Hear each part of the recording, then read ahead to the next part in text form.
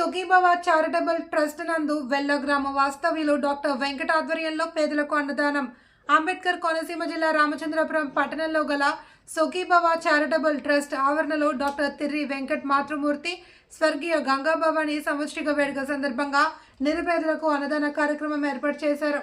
కాజా, చక్కెరకేళి, అరటిపండు, పసందైన పులిహార, టమాటా పప్పు, కొత్తిమీర పచ్చడి, సాంబార్, అప్పడం, మజ్జిగ లాంటి రకరకాలతో కూడిన రుచికరమైన భోజనాన్ని వృద్ధులు, దివ్యాంగులు, ఆసుపత్రి పేషెంట్లకు వడ్డించారు. నేడు ట్రెండ్ మారింది. జనం శుభ అశుభ కార్యాలకు, ఫంక్షన్లు జరుపుకుని వారికి ఇష్టమైన పదార్థాలు తయారు చేసుకుని భుజించడం మాని ఆ రోజు కొంతమందికైనా పేదల ఆకలి తీర్చాలి అని భావిస్తున్నారు. దీనిలో భాగంగా ట్రస్టులకు చేయూతనిస్తున్నారు. ఇదే మాదిరిగా ఎవరైనా పుట్టినరోజులు, పెళ్లి రోజులు, గృహప్రవేశాల సందర్భంగా కుటుంబంలోని పెద్దల జ్ఞాపకార్థం సుఖీభవ ట్రస్ట్లో భోజనాలు పెట్టదలుచుకుంటే ట్రస్ట్ చైర్మన్ స్థానిక పూల వ్యాపారి నాగిరెడ్డి వెంకన్నను సంప్రదించాలి అని నిర్వాహకులు ఓ ప్రకటనలో తెలిపారు. వీరు సుఖీభవ ట్రస్ట్కు స్వయంగా రాలేకపోయినా మీ పేరు మీద చక్కని భోజనాన్ని పేదలకు సంతృప్తికరంగా పెట్టడం, వాటి తాలూకా వీడియోలను తీసి పంపించడం జరుగుతుంది అని నిర్వాహకులు పేర్కొన్నారు. ఈ కార్యక్రమంలో ట్రస్ట్ చైర్మన్ నాగిరెడ్డి వెంకన్న మరియు ట్రస్ట్ సభ్యులు పాల్గొన్నారు.